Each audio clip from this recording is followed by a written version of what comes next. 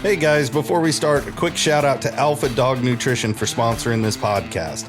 Alpha Dog products are now available at dusupply.com, and you can use code ALPHADOG15 at checkout for 15% off and a credit for free shipping to try it yourself. Now let's get you to your podcast.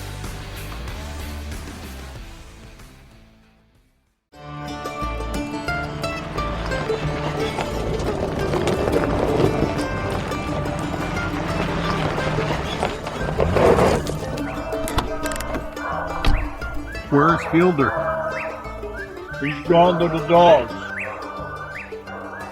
Welcome, friends, to the Gone to the Dogs podcast. Steve Fielder here with you this week. Our good friend Corey Groover is on maternity watch. He's expecting a new baby at home.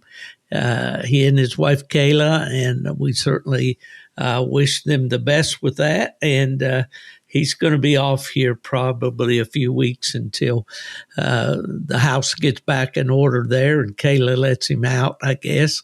And but we certainly do miss Corey and hope that he's everything's going well there.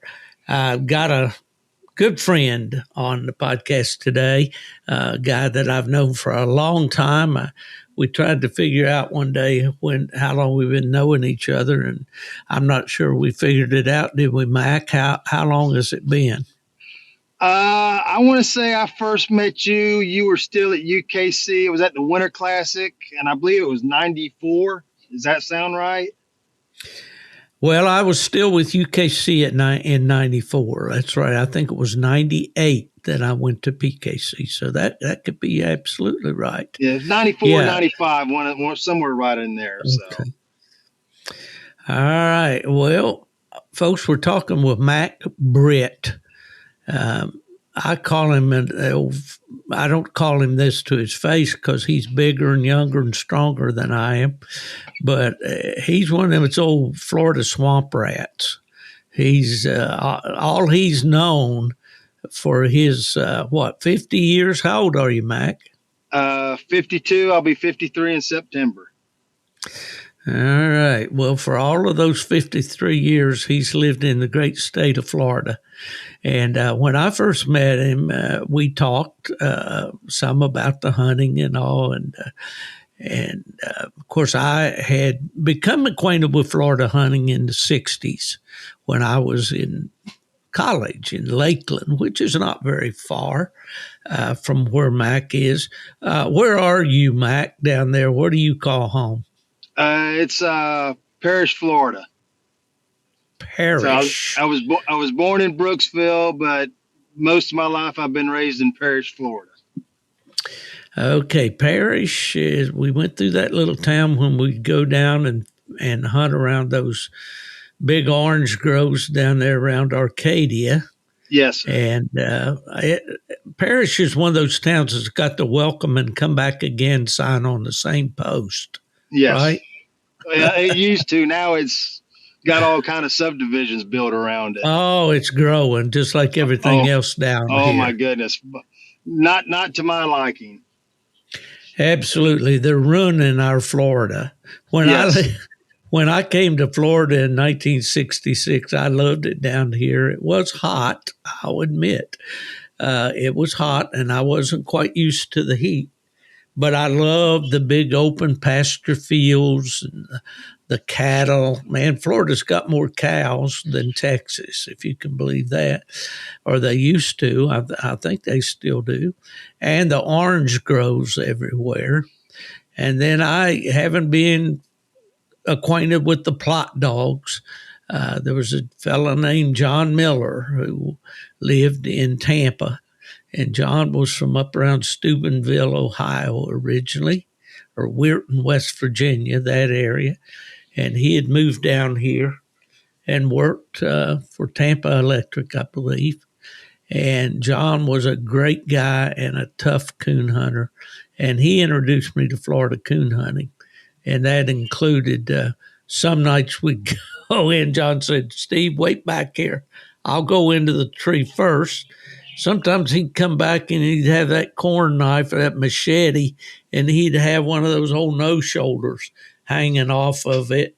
the tip of its tail hitting the ground on one side and the head on the other. And sometimes they had those rattles on the ends of them.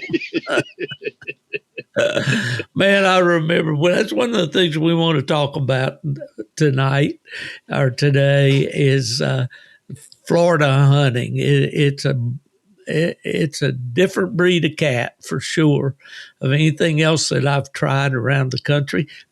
And I have hunted out west. I've hunted along the Bighorn River in Wyoming for coons, if you can imagine that. And but Florida is unique, and the Florida hunter is unique in my opinion. And so I just wanted to bring Mack on. He and I hunt together.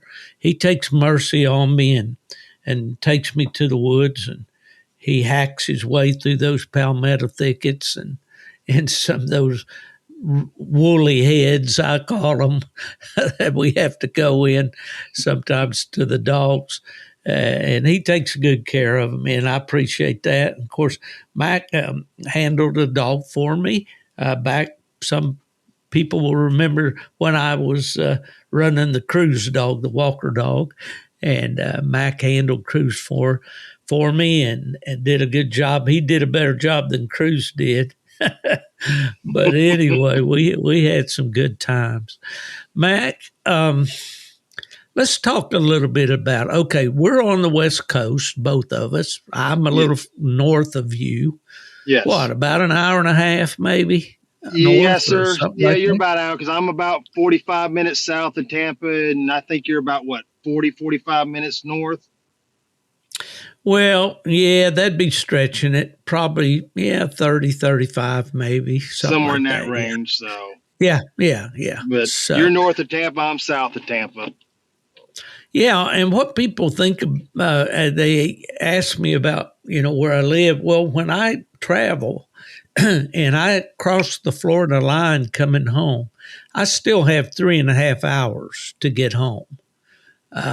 Most of my travels, I'm either running up I-75 or up Interstate 95.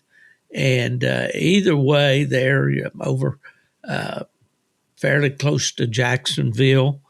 I've got my shortcuts that I've learned, since I've been here. But still, I can look at it at 3.5 hours home from the Florida line. So we're fair ways down. I guess probably about halfway down the state. Maybe not quite, but you're further down than I am, and to me that translates to a little higher temperatures in the summertime and all. But let's, while we're on the subject of Florida, just kind of set the stage here for what we're talking about. Let's talk a little bit about what the hunting's like down here, Mack, and then I want to get with you on your experiences and how long you've been hunting and all of those things. But what does the country typically consist of that you hunt there around where you are? Mostly where I'm at, I've got one little farm that they generally just hunt tomato fields, but it's mostly just flat. When it's dry, it's real sandy, and when it's wet, it's real mucky, and the creeks come out of the banks and everything. It's the oak trees and the thickets. It's kind of hard to explain. I mean, the oaks are good size, but they're not gigantic like you see up north or whatever, but they're still good size. But like right now, when I try to explain people like trying to see a dog sniffing this sand, it's like when you pick up a bag of sugar and you try to run your hand through it and it just granularly comes through. That's kind of what you run into in the dry season. And then, like I said, when it gets rainy season, it could get muddy as all dickens, and sometimes even 4-wheel drive don't help you some, but it's mostly just flat country. There's no hills, no nothing in this area, just flat farmland and swamps. And if you're fortunate, like some of the guys I hunt with, they got a couple groves left. And like I said, when it's dry, it gets real sugar sandy out there and everything until they get some rain on it, though. But it's all flat land too. Well, yeah, it is flat down here, and that's in my favor at my age. Uh, I don't do those hills anymore. Yeah. It's not that I wouldn't like to. I love to hunt the mountains and those mountain ridges and all of that, and that's what I dream about. But I can't physically do that anymore.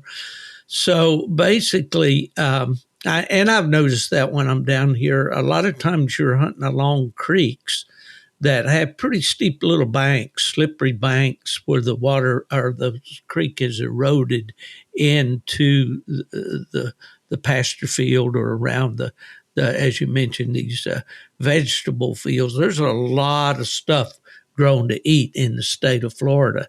I know you and I've been out there around some of the places, and I've taken home a tomato or two after the hunt.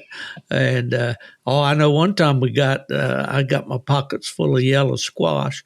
I won't tell your landowner about all that. Okay. I don't think he'll He's probably probably not be listening, but yeah. But anyway, we grow a lot of stuff down here, and because of the long seasons, I guess they can go, maybe have a couple crops. Do they usually? they used to do what they called a spring and a fall, where they plant both times of the year. But here lately, it's either been in the fall or either in the spring. They do one or the other. One or the other now. Unfortunately, there's getting fewer and fewer farms. They've kind of cut back on their production and everything. So, all right. Well, one of the things I mentioned earlier there was hunting in the orange groves. And I did that way back in the 60s. And that's kind of a unique style of hunting. I mean, these orange groves are some of them can be pretty big, can't they? yes, some of them you get, and some of them, that's surviving the greening right now, which that's another subject. But it, like you said, they can grow together. And I've heard guys say, "Oh, you hunt them groves; they're easy to find." Well, they can hide up there better than what you think they can. Because I've a few times just thought the dogs just absolutely missed, and then either I'd see it again or somebody with me would say, "Well, here it is right here," and they'd get up there and hide in the tree, and you wouldn't even realize it. So they can't hide in there. Yeah, well, the trees are planted in rows, of course, and they're a bushy-like tree. They don't grow real tall. Yes. And usually, in my experience, the coons goes to the top, usually, don't they? Most of the time, yes. So yeah. And if they plant them close enough, they just, after years, they eventually just grow into one, and it just looks like a big long hedge in some of them. Hedgerow, right. And they can cross out, of course, from one to the other. Yes. For sure. But it's a little different. Those coon do like those oranges, and the oranges grow in the wintertime down here. What typically is orange season down here? I think it's generally from November till about March or April, because you get your what they call the earlies in the fall, and then the Valencias and all that come like in January, February. And those are more your juice oranges and so forth, sir. Right? Yes, sir. And generally about January, when we can get a decent frost down here, that's when they really start to sweeten up. Yeah, man. And those coon like them for sure. Yes, they do. And we've had some good races in those orange groves, Yes. But invariably, if that coon's going to run, it seems that he'll end up in one of those bad heads, as we call them. If he can get a good enough head start, he's going to try.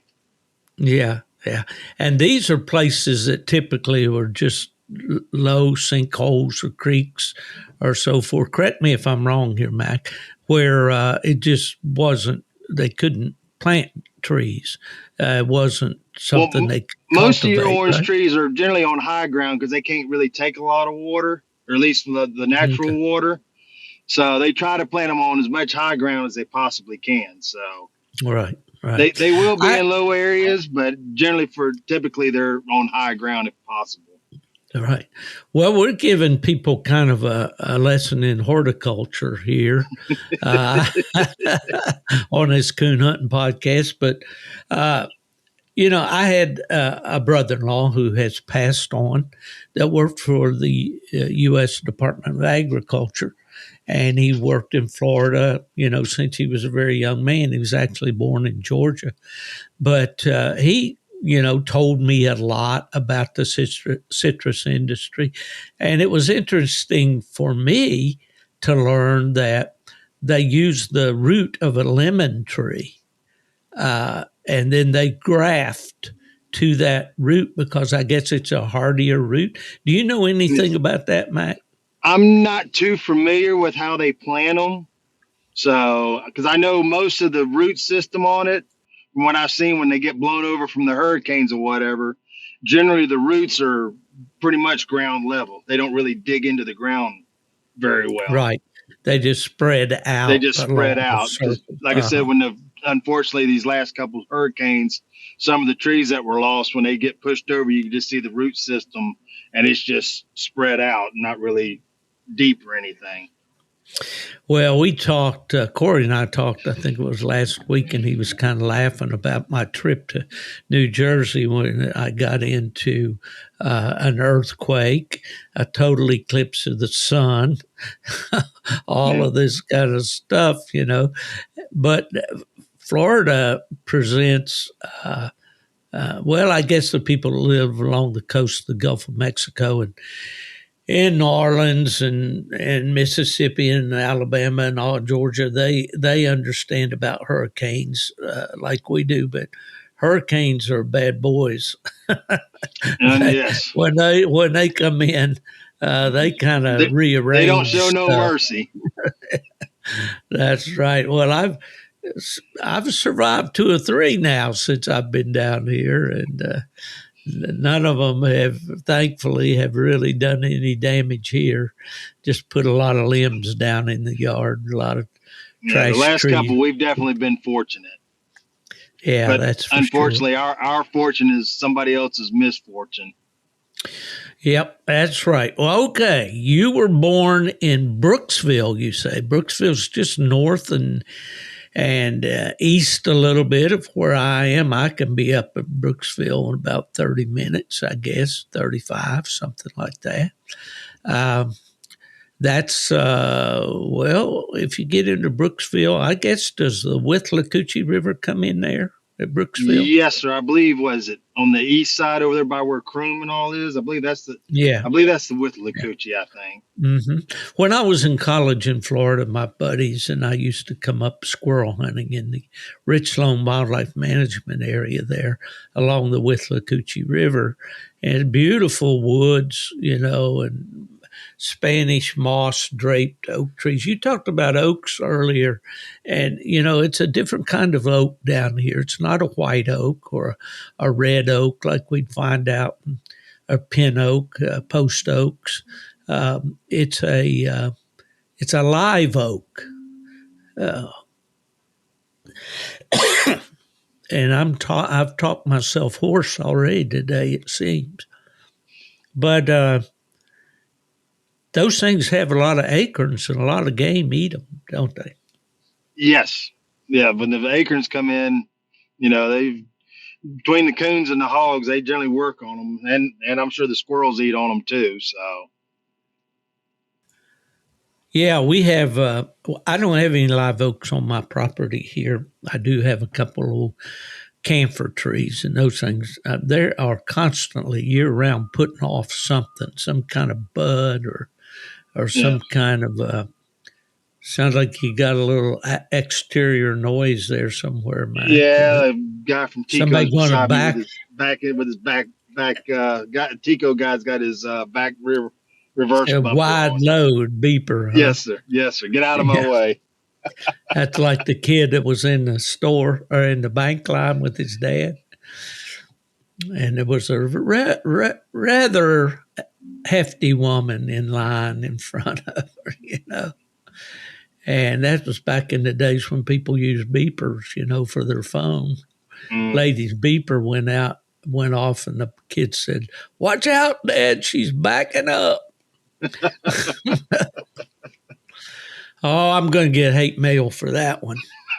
But all right, so we kind of talked a little bit about Florida. We know it's hot, but if you're a Florida coon hunter, you pretty much hunt year round anyway, don't you? Yes, sir. If you can stand the heat in the summer, there's no season in Florida, so it's 365, 7 days a week if you're able to. Yeah, if you can stand it. I kind of liken it to opening the door on the oven and sticking your head in there to check on the pizza. Yes. That's kind of what it feels like when I walk out my door in July or August or September. July and August are about the two worst months to try to hunt down here. So yeah. It's not fun. When the nighttime is 82 or 83 degrees and muggy and mosquitoes buzzing on your ear, you wonder how much fun is this really going to be? Man, I remember that night you were hunting crews for me, and we drew out went up around the Ocala area up there, and I believe Malcolm Raines was our guide that night. Yes. And we went out on one of Ike Rainey's properties there, and you guys got the dogs out and all. I was going to stay in the truck and watch on the Garmin. I think I lasted out there about 3 seconds. There was mosquitoes trying to carry me off. Well, it didn't help either that we was parked right beside a flag ponds too. That didn't help matters. Okay. When you say a flag pond, tell me what you mean by that. It's just basically like a little low area, a wet weather pond. It's just like a pasture, like very low pasture land in the summer when you get a lot of rain and water just kind of stands out there and everything. So. Oh, yeah, and the frogs and mosquitoes. Yes. I bet you that I killed 50 mosquitoes inside that truck once I got inside and got the doors closed. Yeah. And that's not counting the ones you missed. Oh, man, that's one of the things I remember when I first came down and was in college and went to use payphone down there on campus and went in a phone booth and the light was on there. It's nighttime. Mm-hmm. There must have been a bazillion mosquitoes in that booth. Oh, yeah. Well, that's the bad part. They had me picked clean like a bunch of piranhas before I got it. Well, I guess it helps now with these lights because you got those amber lights and all, but, you're wearing the headlamps and then, how those bugs get around those headlamps and everything. So it makes it interesting. Yeah. For sure. Now, you're feeding what, 3 Walker dogs right now? 2. Or 4? Oh, just 2 now. Yes, okay. Sir, I just got 2 right now. So male and female. Got you. All right. You still have Minnie? Yes, sir. Still got her. She'll be 9 at the end of May. And I got that young dog, Clutch. He's a 2-year-old. He's off of Bad Butch. I got him from Wayne Hunter last August. So, all right. So well, we haven't. Go ahead. I'm sorry. Well, no. It's on me. You haven't downsized quite as much as I have. Down here in Florida, I'm down to a 20-pound long-haired dachshund. Yeah, but you own 50% of a good plot dog up in North Carolina, though. Yeah. Old Fever. I've got a good buddy up there that kind of keeps me in the game, but thanks to technology, I get to see the videos and share the pictures and all. But all right, so you got 2 Walker dogs. Let's wind the tape back to your first memories of coon hunting in Florida. What do you remember? I was 7 or 8 years old, and I went with my dad and a guy he used to hunt with, Bill Landers, and we went out to some property that we had years ago. And from what I remember, we didn't really do a whole lot that night, but it was just something about being out there with the dogs and everything, and it just something clicked. And from that point forward, it just was like, I guess you said it was a fever. It was a fever I didn't ever want to get rid of. So, and just the older I got, the more I got into it and everything. And when people ask me about it, I said it's something that I can't explain. I said it's just, I guess, like the deer hunters or whatever. There's just a love for it, and I just hope that Right. love never goes away. Yeah. Well, I have to give you credit because you are a coon hunter. I mean, you are out there on nights that it's too hot for me. I mean, I could make it, but I wouldn't enjoy it. But yet, if you've got a dog there that needs to be hunted, you hunt it. And I understand that you love it. And to me, you exemplify the Florida hunter, tough Well, and I don't know about all that, but resilient and determined. I'll say that.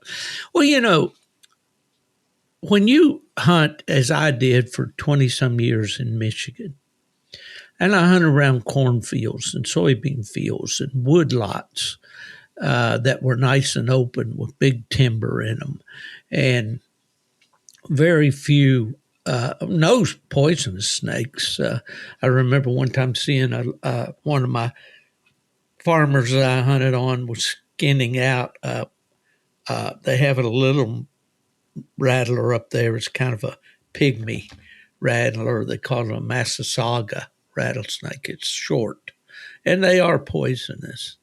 But I never saw a poisonous snake the whole time, 20-some years that I lived in Michigan, and very rarely saw any type of snake at all. So down here, when I learned to kind of watch where I put my feet. I won't say that I'm terrified of snakes. They don't keep me out of the woods, and you rarely see them, do you? I mean, you don't see snakes a lot. you don't see them a lot. I mean, you're aware that they're around there and everything, but you just, like you said, you just kind of keep an eye on it. So, I mean, there's some nights you might see a couple, then you might go a time and not hardly see any. So, I mean, it's just like the gators. You might see one or two sitting out there, then you might go another dozen trips and not see anything, but they're there. Yeah. Well, I remember that night up at Richland, we walked into a tree and got almost into the tree, and you said something. You said something about, did you see your buddy back there as we come by or something? He was kind of easing back. I think it was when, I think Cruz was still down here and we made a tree and you were kind of easing back wanting to see it. And I shot my light and I seen them red eyes behind you a little ways. I'm like, your buddy's back there looking at you. And you're like, huh? And I went, watch where you step. There's one sitting back there. And you're like, oh, okay. Yeah, and that was not a snake. That was a gator or a gator. Yes. Chomp, chomp. Yeah. Well, I've been hunting down here around lakes and all at times with our friend Bill Slaughter and some with my buddy, our friend Gordy Schrader, and, see the lakes, pretty full of them. Mm-hmm. And that cruise dog, I remember him hunting one night with Bill and Pam, and, he ran a track and he got around this little lake. I don't know, maybe that's what you call flag pond. I'm not sure. But anyway, there were gators in that thing. And I'm thinking, you shouldn't be out there, buddy. You need to be somewhere else. But our other nickname for him is Big Green Lizard. Big green lizard. Yeah, they are that for sure. So you started hunting then when you were just a kid with your dad. Was he a lifelong coon hunter? No, sir. He did it some. He didn't care nothing for the hunts. He just pleasure hunted. And he just wanted to be out there just for fun or whatever. But I probably got up in my teenage years, and for whatever the reason, he just kind of lost interest in it. But there were some other gentlemen there that still hunted, so I got acquainted with them and was able to start hunting with them. And up until I got old enough and everything, and I went to my first competition. I was probably 18, but he'd always get the hunting magazines, the Full Cry, American Cooner, and I would just flip through them. He would go with me just to go because he didn't care. Like I said, he didn't care nothing for the hunts. But he didn't mind going watching the bench show, the treeing contest, and just sitting around and talking dog talk and everything. So, and then Yeah. when I was old enough to do it on my own, I started to do it, but he said he didn't care for it because he went out there to enjoy himself and he didn't want to argue over whose dog struck first or whose dog treed first because it didn't matter to him. You mean coon hunters in Florida argue? Well, Wow. they have disagreements. I'll put it that way. Yeah. Well, you used to have quite a few clubs down here back in the day. Yes. Yes. Yeah. There was the Alify Club, which was over in Lithia, Florida. The Citrus Club, which is still going right now. It used to really be going. What is it? You got the one in Scottsmore now. Yeah, Earl Bellamore, isn't it? Yes. That pretty much oversees that club over there. For years ago, there was a fellow named Doc Heminger that was up at the Citra Club, I believe. That was kind of the club he kind of oversaw. I haven't thought of our old buddy Red in a while. Is Red still involved in the club up there?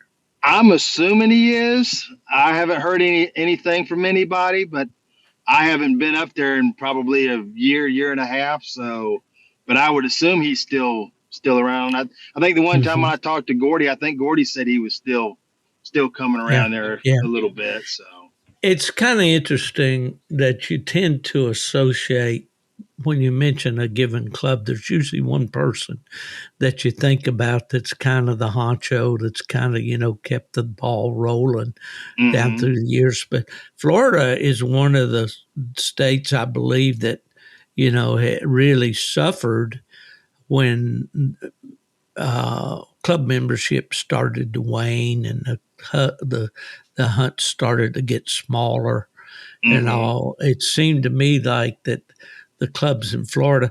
Now, up in the west, in what we call West Florida, or that panhandle that runs just south of Alabama and Mississippi, over toward Mississippi, there's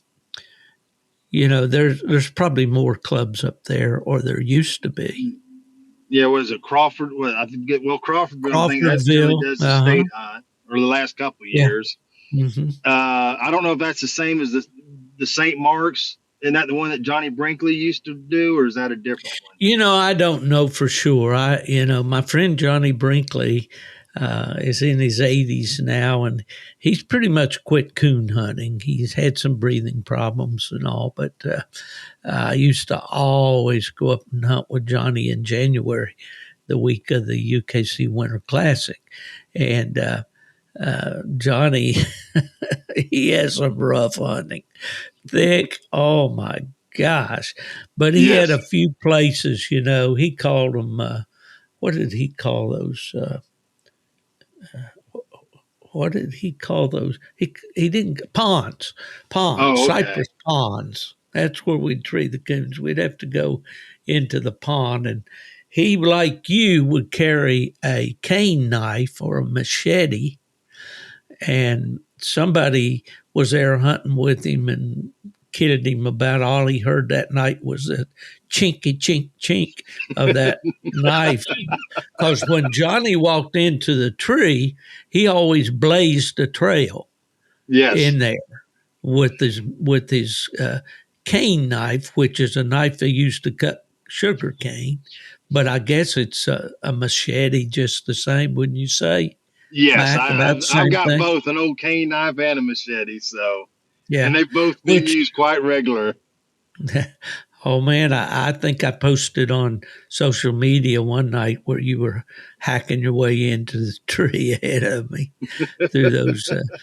Now, palmettos they look like a palm tree that grows off the ground to me. They got blades, long blades, like knives on them. And those things will cut you as you go through. They got like a razor edge, don't they? Yes, I have had my hand, especially when you stumble over those roots because you can't see them the way everything is. And your instinct is to grab some. Now I understand why some of these guys were wearing gloves, because your instinct is to grab. And when you do, and as you fall, that's like a razor or a knife just basically slicing on your hand. So Oh, yeah. They're sharp. So let's look at this now. All right, we've got mosquitoes that are big enough to carry you off and eat you somewhere else. We've got temperatures that range from hot to super hot. Sometimes at night you're out there 12, 1 o'clock in the morning and it's still 85 degrees. And the humidity is so thick that you can just take a bite out of it. It feels like you're wearing a wool sweater in August. So we have that. And then we have thick woods with palmettos and what did Johnny call those things? Tie-dyes. Tie-dye, yes. There's a few of those around here too. And some of the guys years ago, which they don't now, but before Pinellas County built up, they used to hunt out there on the bay in the mangroves. And that was if you ever been close to the coast and see all those bushes and all, and them guys used to hunt that years ago too when they didn't have nowhere else to go. They could hunt out on those salt flats. Yeah, exactly. And there's one place, a park, that I launch my kayak to fish out in the flats, which I do. Haven't been doing as much lately, and I got to get back out there. I'm getting lazy. But anyway, I see raccoons in the daytime when I'm kayaking around those mangrove thickets. And the redfish, like to go into those mangroves and feed there, on the high tide. I guess they get those fiddler crab or little hermit crabs and so forth that are on those mangroves. And I have seen several coons in the daytime on low tide are out there feeding. And then at this one particular place, there's an area where the fishermen, when they come in, they'll dump their bait there, dead bait, typically shrimp. And man, those coons get into that, and they love that. But anyway, yeah, so we've got all this thick vegetation. Then we've got snakes. We've got all the types of poisonous snakes down here. And probably the most aggravating is the cottonmouth moccasin. He's the most plentiful and probably the most aggressive, wouldn't you say? Yes. I mean, generally, you're not going to run into your rattlesnakes unless you get into a real thick spot and just happen to walk up on them and startle them. But they're not out actually looking for you. But the water moccasin would probably be your most prevalent, I would say. Yeah. And a lot of the timber that you go into is flooded, okay, because any low-lying place here will hold water. Of course, it seeps away due to the sandy soil. But, most of these places where we tree coons, you tend to be in water, don't you? Yes. Mostly, if you can try to find, if you can stay in the thick swamps or the creek bottoms, that's generally where you're gonna find, especially in the summer coming up, because there's nothing really out there except the bugs or whatever, because there's no crops and the oranges and everything are gone. So if you can find water, that's generally where most of your coon are going to be hanging out. Right. So we have poisonous reptiles. They even have scorpions down here. Now, I have not seen a scorpion since I've been here. Have you seen scorpions in your experience? No, I've heard them, but I have not seen them. And so far, knock on wood, but I think they're more down towards the Everglades. I have not seen a python yet.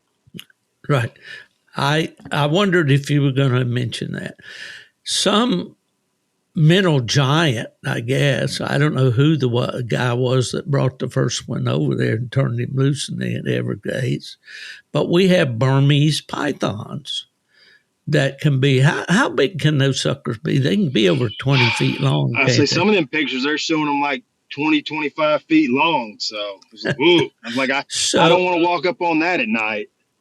Yeah, if going down to old Spot in there treeing and you're all under the ether of that big loud tree bark and you're skipping along there and your toe catches in one of those roots or one of those cat claw briars or bamboo briars, they call them. Oh, there's so many lovely things down here. Oh. But anyway, and you go and hit the ground, and big old boy decides, "Whoo, there's lunch," and he just wraps that big 20-foot long body around you and starts squeezing. You've had a bad day. Yes. Well, let me tell you this quick story, and I hope you don't get mad at me for saying it. We're talking about snakes. Me and James White was hunting a few years ago up there at Richloam. And it was January, February, but it was one of them years it was real wet in there. And we had got a split tree. His was on one, I was on the other. So I went to mine, he started to his, and we're sitting there and we could holler, we'd see each other's light and we could holler back and forth at each other. And the swamp was deep enough you had to stand on your tiptoes to keep it from going in your boot. Well, anyway, I had mine, and he was hollering he was going to grab his and we was going to get out of there. And then all of a sudden I hear him squall. I'm like, I said, what happened?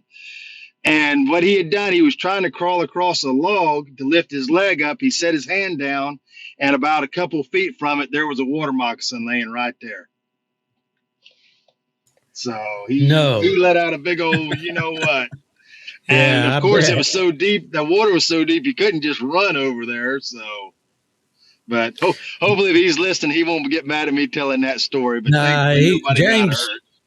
James is my hero. The last time I hunted with James, I was hunting that cruise dog, and we were hunting up there with at the club that Gary Langford was running there. PKC hunt that night, and right at the end of the hunt, old Cruz got treed over to the right over in there. And before I could say no or thank him or whatever, he got my dog leash and headed to Cruz, man, and it wasn't long.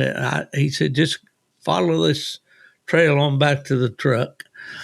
And by the time I got to the truck, James had caught up with me with my dog. So that's the kind of guy that I appreciate, I tell you what.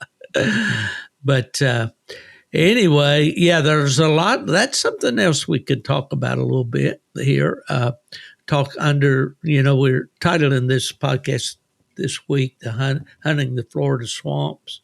There's been a lot of good hunters down here over the years. Do you remember any of your mentors, people that you hunted with as a kid? And this area that I hunted in, there was a few. I know some of your older ones might remember R.S. Montgomery. He hunted down here. His son Hoss, he doesn't hunt anymore, but I hunted with him some. And then the guy that you used to know and all that came down from Ohio, Gene Riley, he had a winter home down here, and I would hunt with him some. And while he was, back and forth. And then during the summer, when I got old enough, I'd make some trips to Ohio, and that's where I got introduced to all that good hunting up there. But and then, like I said, I hunted years ago, like the groves that we hunt. This guy Ray Carter, he had permission for that years ago. And then I met Leroy Hancock and Dale, and there was always just a bunch of good group of guys, that we hunted with and everything. So that's kind of the group that I mostly hunted with growing up and everything. And then unfortunately life moves on, and they do in life too. So, I miss them. There's times I wish they were still around. We had some pretty good stories to tell. So.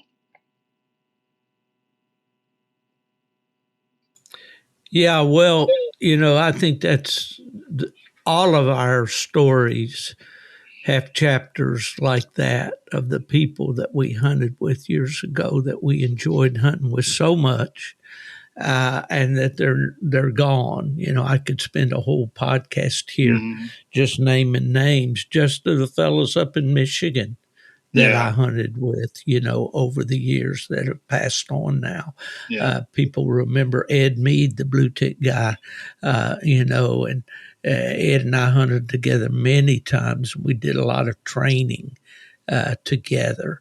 And without, mentioning there was I called him the old Hungarian farmer, Eddie Leitz, who lived outside of Kalamazoo there.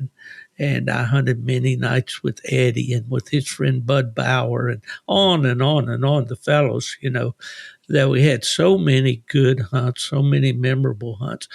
And I've always been a picture taker. I like to take pictures. And Nubbin Moore, he laughs about our friend Fred Sanders out from Mississippi when we would go to the White River. And we'd get the dogs out and all, and I'd want to shoot a few pictures and maybe turn the dogs loose or whatever. And old Fred, he'd go, we could have treed 4 or 5 coons if it wasn't for this damn movie shoot. And he thought that was just a bunch of nonsense. Oh, yeah. And I think we got some around here that probably feel that way too. I was up there when they used to have those old throwaway cameras that you could take to Walgreens or whatever and turn the whole thing in. And I'd take it out there and I'd try to snap a few pictures, dogs on the tree, whatever. And I'd sneak up and I'd see the guy how he'd sit around the hood of the truck telling a story or whatever. And I went by there and I was like, I tried to catch him. I was like, Dale, turn around. And he thought he was going to flash that light on me. And he got ready to flash the light on me and I snapped him and blinded him before he hit the light with me. Yeah, no more coons for him. Was that a competition hunt? No, sir. We were just hanging around, just having a regular pleasure hunt and all. And it was, like I said, it was good times. We'd razz each other and everything. And they even one time turned out, I'd caught mine. That's when those wildlife trackers was just first coming out, and I ended up getting one. And I was still green. I didn't know how to use it very well. And I got up there, and I thought the dog was one way, and he came back to the truck the other way. And we were sitting there, and as I was going back, they had him in their truck. And Dale's dog got in this one bad swamp, and Dale's like, man, I did not want to go in there tonight. He said, because mine's the only one in there. And Ray reached over and said, well, here, hang on, I'll give you some company. He reached up and opened the door and let mine out. And mine got in there. He said, now you got some company to go in there with you. I was like, man, why'd you do that? I don't want to go. And it was one of them swamps when you step, the mud would go straight to your knees or whatever. And so I was I thought, I'll remember this, guys. Don't worry, I'll get payback. We used to hunt. People on social media probably recognize the name Wayne Allen, and certainly anybody that ran the Purina race over the years will remember Wayne's participation. And I think he served as the plot rep for the Purina Award, and from up in Cartersville, Georgia. Wayne did very well with his plot dogs, his northern North Georgia plot kennels, he called it. But we would go every year at plot days, regardless of where it was. We would have a standing date to go pleasure hunting on Wednesday night. Everything started off on Thursday night with the breed hunt, and then the 2 nights registered, Friday and Saturday and so forth. But we'd get there early and go on a Wednesday night. And Mike Houston from Missouri and Wayne and I would hunt together. And occasionally there would be other fellows along. But Mike and Wayne, they would try, when we would get to the woods, it was a race to see which one could slip his dog loose first, while everybody else is standing around getting their lights on, getting their boots and everything else. And then you'd hear a dog open back there in the woods somewhere. And Wayne said, "Daggone you, Houston, how'd that dog get loose?" And that was just a joke with those guys, and they do it quite often, when we get together. just having fun. This coon hunting thing's supposed to be fun. I see a lot of people on Facebook and social media that aren't having fun with it. They're being critical. They're being envious. They're being, they're looking for drama. Well, man, there's been a lot of drama out on the hunts that I've been on. Yeah. But I don't think it was intentional, and it was, and we had a heck of a lot of fun with it. But it's some of that. It's listen, Matt, we've been at it here about 50 minutes, and as we go down the wire here another 10 or 15 minutes, I wanted to ask you about how things have changed in Florida coon hunting over the years that you've been involved. You said, you're in your early 50s, and you started when you were just a kid. How have things changed overall down here? Well, it started out years ago where the landowners just kind of started getting, they'd let, different people, turkey hunt, deer hunt, whatever. And then they started having people go out there falling down, then got on the sue. Sue. So they didn't want nobody out there, for that. And then I'd say the last 10 to 15 years, the developers started moving in. And then all the older landowners that used to be around, they've all passed on. And so now the kids have gotten it. And for whatever the reason, I guess these developers are just throwing the money at them, and they'd rather take the money than, hold on to the land or anything. Maybe it's taxes or for whatever the reason, I don't know. But, and it's just gotten smaller and smaller, where just like now, most of the places that I used to hunt is all subdivisions now.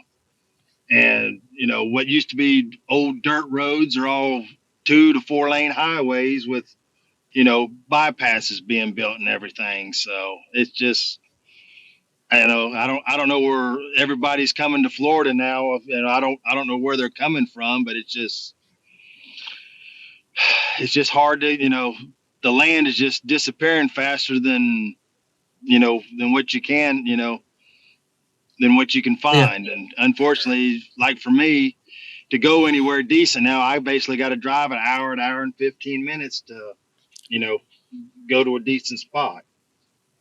Well, I knew when I settled here where I did, there were a lot of factors involved, and I knew that I was not settling in a prime coon hunting location. I had been in Florida enough to know, having gone to college here and so forth, and made many, many trips over the years to Florida. I knew that my coon hunting in Florida was going to be seasonal. I knew I wasn't going to be a hardcore summertime coon hunter in Florida. I did, however, expect to do a lot more coon hunting in the wintertime than I have in the last few years.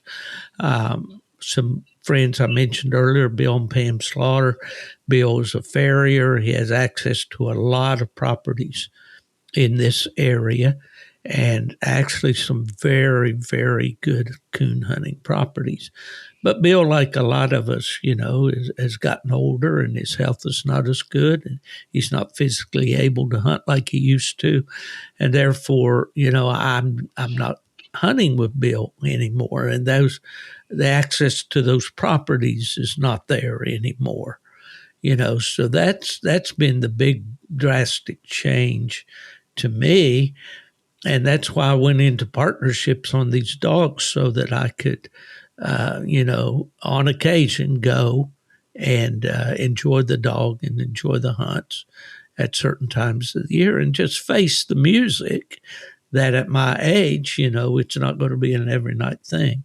If I still lived in Michigan, and if the same thing you just mentioned wasn't going on up there, where subdivisions were coming in to the farms and all that, sure, I'd be hunting. I'd be hunting a lot more. than I am now. But, you just have to face up to the facts, And Florida is growing so very, very fast. And it cracks me up. And if it's offends somebody, well, get over it. You'll either get over it or you'll be offended for a long, long time. They come down here and they want to bring all the things that made them leave where they came from. Then they want to institute those things when they get down here. That has never made a bit of sense to me. There used to be signs on the bumpers when I came down here in the 60s. It said, "We don't care how you do it up north." And, because people come down, they want to change it, the way that they're used to. And my mother used to say, that irks me. I never knew what a irk was, but that irks me right there for sure. But, time marches on. And we talk about this all the time in our sport. How are we going to adapt to the urban sprawl, the influx of population, the changes in attitudes, the kids that don't grow up on the farm anymore? They grow up, I don't know how they grow up, really. They grow up with the screen 2 inches in front of their nose, and that's all they know. And how do we cope with that? How do we promote? We just do what we can. We do the best we can. And, we've got wildlife management areas here in Florida, keeping with our theme here of hunting the Florida swamps. We do have some wildlife management areas, some public land that we can hunt. And I'll tip my hat to Gary Langford, my friend, that lives up at, what is that, Ignis? Is that the name of the town, Gary? I thought he lived in Dunellen, didn't he? Well, it's in that area. Yeah, it's north of me here, about an hour roughly. Gary worked extremely hard trying to get coon hunting opened up in a lot of these wildlife management areas, because they'll let the boys run their deer dogs in the daytime in these areas, which that's great. I'm all for it, 100%. But then when it comes to nighttime, they want to say no. And then, of course, the deer hunters haven't helped us out. Even the deer doggers, because, we've been to meetings and sat down with these people and said, you've got this privilege of running dogs in the daytime. How about giving us the privilege to run our hounds at night? Oh, I don't know about that, Yeah. So it's a case of hunters not working with hunters, and that is so foolish, very foolish. And I know you and everybody else that coon hunts and all have seen it too. And you can't make the deer hunters understand. They think by hearing a hound dog bark, it's going to scare the deer out of the woods. And how many times we walk to a tree or just see them standing out there or whatever and ain't bothering them one bit, Yeah, well, you can't convince them of that. Yeah, you can't teach somebody something they don't want to learn. They don't want to hear that. They would rather believe otherwise. So yes. So there's a big job ahead of us, but those of us that love it are going to try to do it as long as we can. What about the coon population? People think we've got lots and lots of coons down here, and I guess around the dumpsters at McDonald's and stuff like we do. But what do you think about the population? It depends on the area that you hunt. Like the area I hunt, the coons are pretty scarce. There'll be a few more come in when the crops are there, but most of the time, if you tree one a night, that's a pretty good night. Like I said, in them groves in the summertime, you may tree one or two around there, but you won't tree most of those until the fruit comes in. I mean, unless you're putting feeder buckets out and you're baiting them or whatever, to draw them in this area, you're going to tree one, maybe two. And I know probably some of that depends on the dog power you're leading to. But, and then there's some places you're fortunate enough to get on these ranches or whatever. You may tree two or three a night. It just, I guess it's like a hunt. It's like the luck of the draw. Where do you, get to go? So, and like I said, I know the area I got to hunt, it's not the greatest, but I'm just thankful that I got a place to go, for 2 or 3 drops. It's, it's not great, but at least it just, like I said, it still gives me an opportunity to go. Yeah, well, I think you have some spots there that at least are safe for your dog. As far as, you don't worry too much about them being on a highway, or treeing in somebody's backyard. Yes. And those. The tracking collars are have really helped about the high, especially if they get on the road and want to run it. At least with these trackers now that we can put a stop to that, or at least try to run them down to keep them from, which that's really helped out a lot. Right. Okay, let's talk about dogs just a little bit. We're going to wind this thing up. Over the years, what are some of the good dogs that you remember that you'd like to have on your lead again?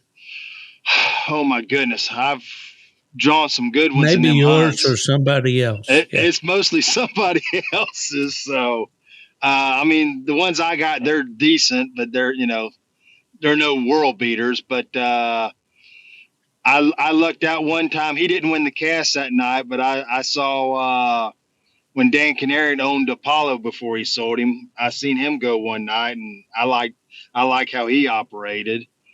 And then years ago when Jarvis Umpers it was in Ridgeland, South Carolina. That's when he had the Homer dog, and I drew him, and he looked real good when I saw him. Sire Bone Collector. Yes, sir. And that's like I said, that's when Jarvis owned him at that time. And then there was one that I always in this area, and what really impressed me, Orlis ended up getting him. He was off of Stylish Hayes. Orlis Roberts. Yes, sir. From over around Polk City. Haines City. Yes, sir. He bought a dog. Right. He bought a dog from some guys in Virginia that was off of Stylish Hayes. They called Gabby, and that dog is about one of the most.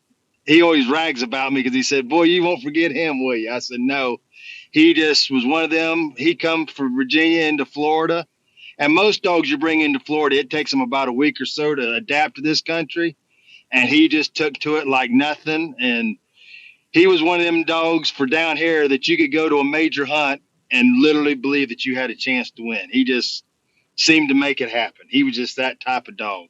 Mm-hmm. I mean, he big-headed, big, tall, blanky walker dog. I don't know what he was on the bottom, but I know his sire was Hayes. And he ended up selling him to Byron Overstreet. Hard knocking, stylish Hayes. Yes, sir. And then he ended up, and I literally tried everything in the world. I didn't know him, but I tried everything in the world to keep him from selling him. But he sold him to Byron Overstreet and Bobby Davenport over there at Scottsmore, and they pushed him pretty good in the hunts, and he won a lot. But he unfortunately ended up getting out there on 95 one night and got killed. He was probably 5 or 6, I think, at that time. But he was one of them that whatever I got after that, I compared it to him. He was just that type of dog.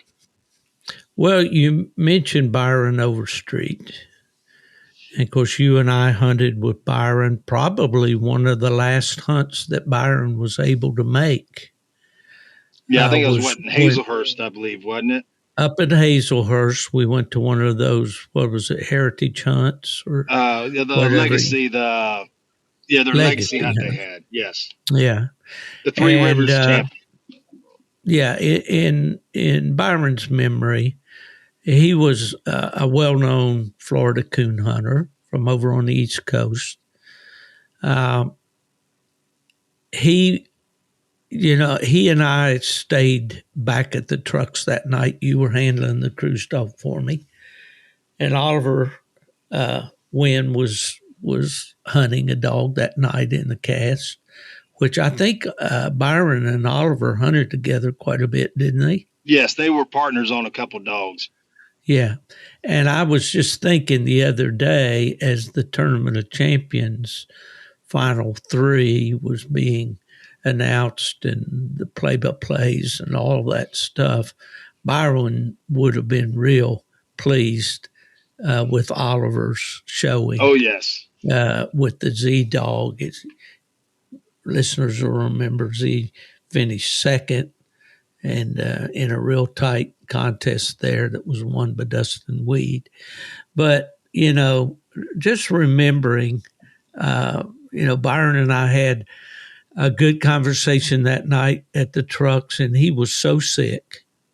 He was taking treatments for cancer, and he'd have to excuse himself and go back behind the truck. He'd get sick. And then he'd come back and we'd talk. And just wanted to mention him and his memory. I enjoyed hunting with him. I didn't hunt with him a lot. Didn't know all that much about Byron, but I do know he was definitely a good guy. So, yeah. He was a tough competitor, too. He was out there. He was nice, but he was out there to win, too. Oh, I don't doubt it. Yeah, not at all. And I think that's the game. Who plays a game they don't want to win, right? Oh yeah, we got into it one night.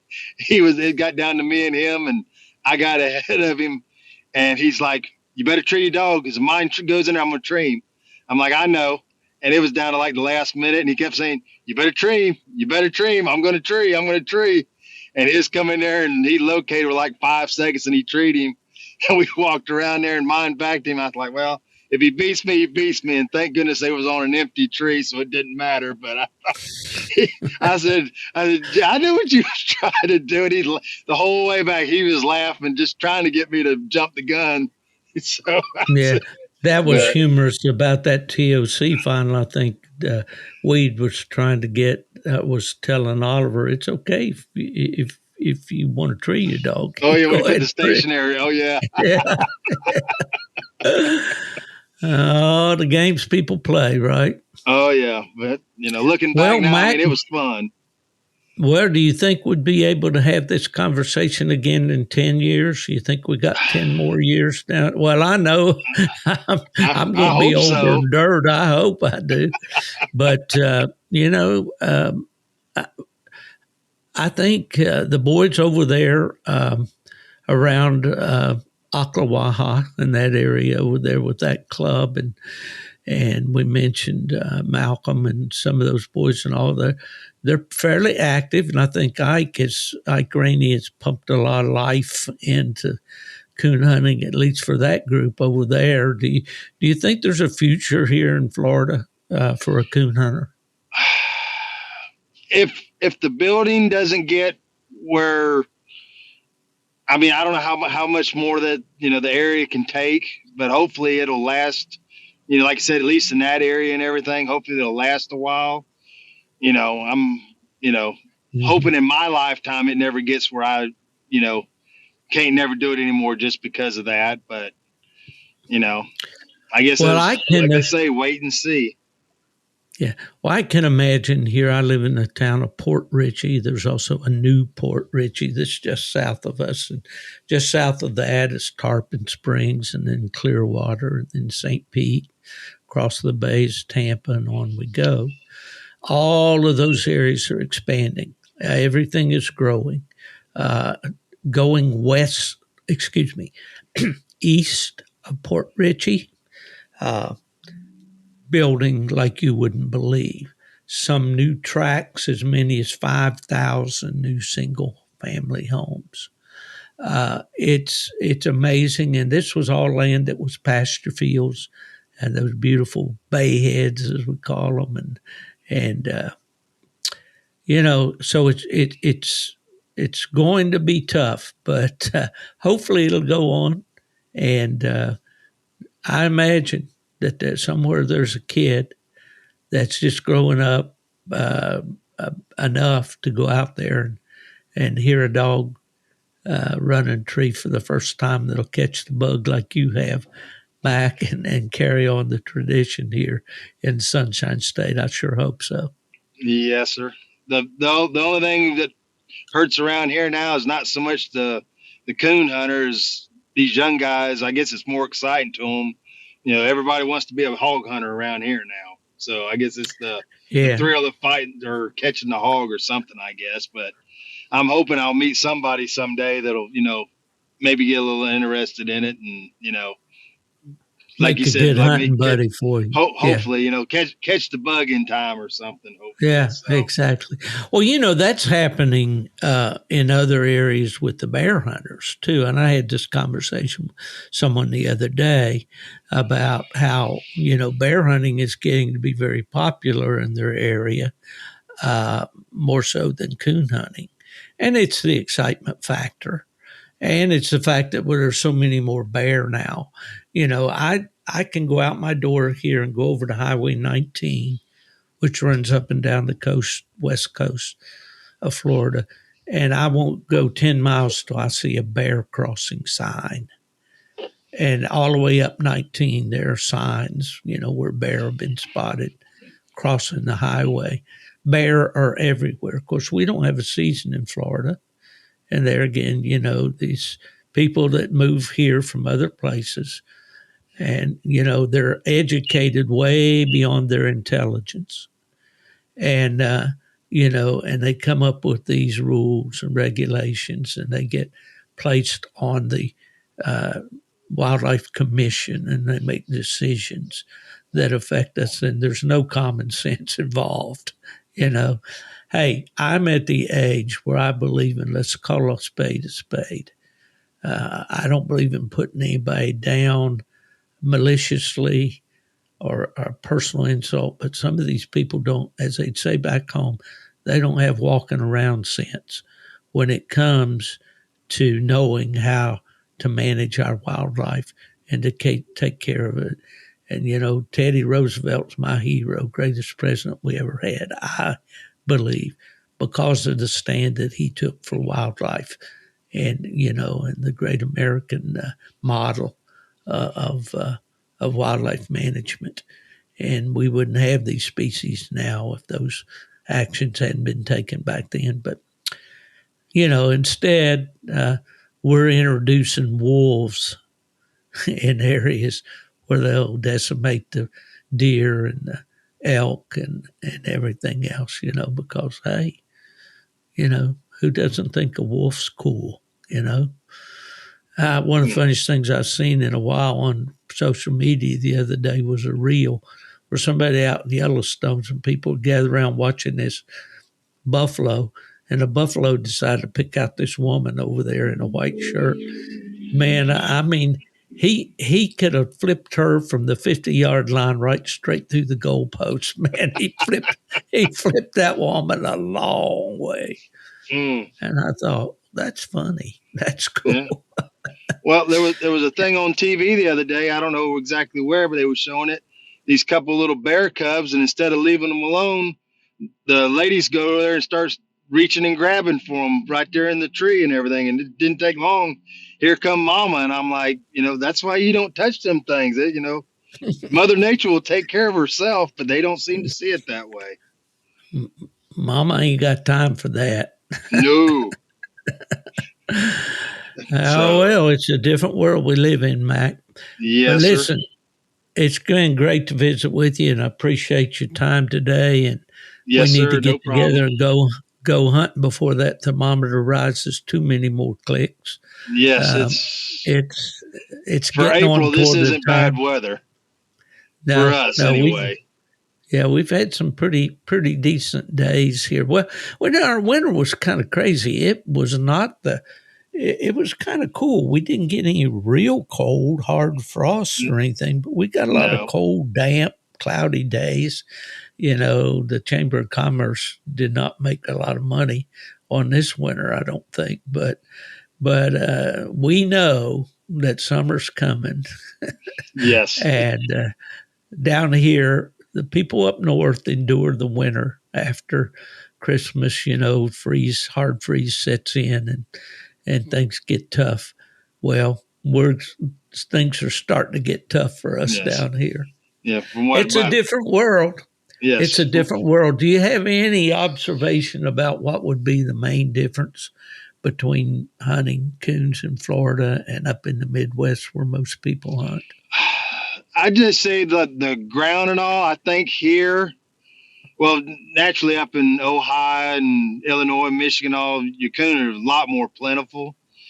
But I think a lot of it has to do with the terrain, because up there, I think that clay and everything, I think it holds that scent a little bit better, like I said, than it does down here. You get in this sand or whatever, and I just don't think it holds the scent as good. It makes it tough on a dog. You know, you get a little bit of rain and some moisture on the ground, it makes it better. But I think that's the biggest difference down here is, you know, being able to the tracking ability and everything. And most of the woods up there, you know, like where they was doing the TOC, what I could see, I mean, it was a little hilly, but it wasn't really a lot of thick and underbrush. Where down here, they got to, you know, weave and climb and, you know, a lot of, you know, different things down here, obstacles, I guess you got to say, they got to deal with a little bit. So, well, I think you make a great point there that a lot of people may not think about. You know, we think about out west, the dry ground lion hunters that trail in that old, you know, desert, sand and rock and all of that. It takes a real cold trailer, a meticulous cold trailer. I mean, that really grinds that track out. Well, you know, you get that kind of situation here too. And, you know, with all the vegetation, that does not enhance the dog's ability to track either. I remember in the summers in West Virginia training bear dogs in August, the dogs would have very hard time cold trailing and all that thick stuff, all that weed, all that pollen, all that, you know. When the frost would come and lay that stuff down, you know, it seemed like, boy, they just caught another gear. They could just trail so much better, you know. So that aspect of Florida hunting, I think we overlook sometimes.